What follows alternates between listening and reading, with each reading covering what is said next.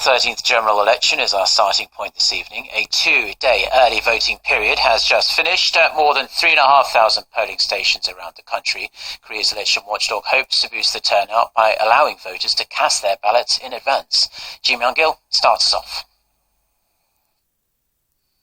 Korea's 2-day early voting period for next week's general election has come to a close, and the turnout was 11.3% as of 5 p.m. Korea time.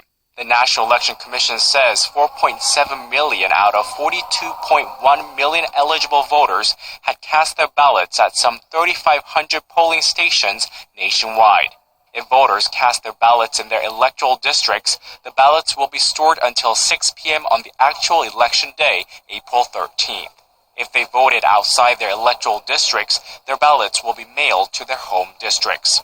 By region, Jeollanam-do province in the southwest had the highest turnout of nearly 18%, followed by Jeollabuk-do province with 16%. Seoul had a turnout of nearly 11%, while Korea's second-largest city, Busan, had the lowest turnout of 9%. If the turnout for the early voting reaches 15%, then political analysts expect the total turnout for this year's general election to reach 60%.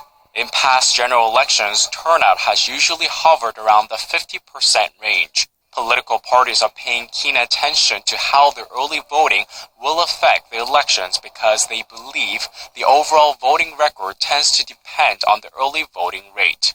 This is the first time Korea's election watchdog has adopted an early voting system for the general election. Ji Myung-gil, Arirang News.